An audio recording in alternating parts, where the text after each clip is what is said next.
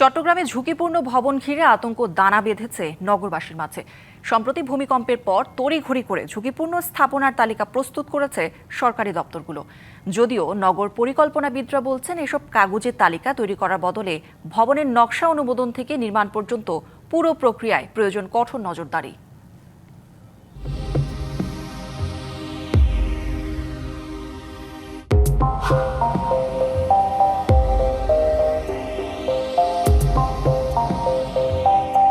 প্রায় ৮০ লাখ বাসিন্দার এই বন্দরনগরী চট্টগ্রাম, যেখানে বাণিজ্যিক, রাষ্ট্রীয় গুরুত্বপূর্ণ স্থাপনা সহ বহুতল ভবন রয়েছে ৪ লাখেরও বেশি।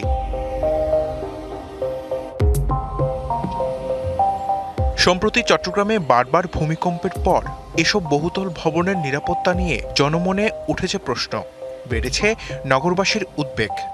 অনেক পুরনো বিল্ডিং রয়েছে যেগুলো দ্রুত অপসারণ করা দরকার, কারণ যদি হঠাৎ কোনো প্রাকৃতিক দুর্যোগ অর্থাৎ ভূমিকম্প হয় তাহলে এগুলোর জন্য মানুষের ক্ষয়ক্ষতি হতে পারে এবং মানুষ মারা যেতে পারে। আসলে অনেকগুলো পুরাতন বিল্ডিং রয়েছে ভ্রমণ, ওগুলো আমাদের খুব দ্রুতই অপসারণ করতে হবে। এই অবস্থায় অনেকটা তড়িঘড়ি করে নগরীর ঝুঁকিপূর্ণ ভবনের তালিকা তৈরি করেছে চট্টগ্রাম উন্নয়ন কর্তৃপক্ষ। শতাধিক ভবনকে ঝুঁকিপূর্ণ হিসেবে দেখিয়ে সেই তালিকা চট্টগ্রাম সিটি কর্পোরেশনকেও পাঠিয়েছে সংস্থাটি।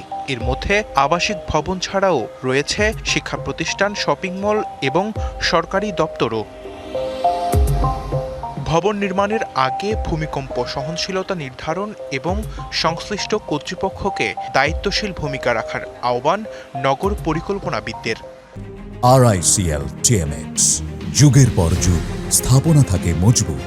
উন্নয়ন কর্তৃপক্ষ যখন একটি ইমারতের নকশা অনুমোদন করে, তার সেটব্যাক রুলস এবং তার স্ট্রাকচারাল ডিজাইন যথাযথ আছে কিনা সেটিকে যাচাই বাছা করা এবং ওই ভবন নির্মাণের সময় সেই অনুমোদিত নকশা অনুসারে তার বাস্তবায়ন হচ্ছে কিনা সেটি তদারক করা খুবই জরুরি।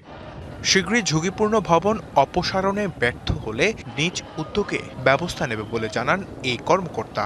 আমাদের যে ঝুঁকিপূর্ণ যে বিল্ডিংগুলো আছে, আমরা প্রায় ১০০ কতটা বিল্ডিং একটা তালিকার মধ্যে অনেকগুলো ভাঙা হয়ে গেছে। মানে আমাদের ভবন মালিকরা অপসারণ করে না, নাহলে আমরা এগুলোর জন্য আমরা ম্যাজিস্ট্রেট নিয়োগ করে মানে প্রশাসনিক যে ব্যবস্থাগুলো নেওয়ার জন্য আমরা এগুলো নেব। এই অবস্থায় দ্রুত ঝুঁকিপূর্ণ ভবন অপসারণে ব্যর্থ হলে যে কোনো সময় বড় দুর্ঘটনার আশঙ্কা নগরবাসীর। DBC news desk.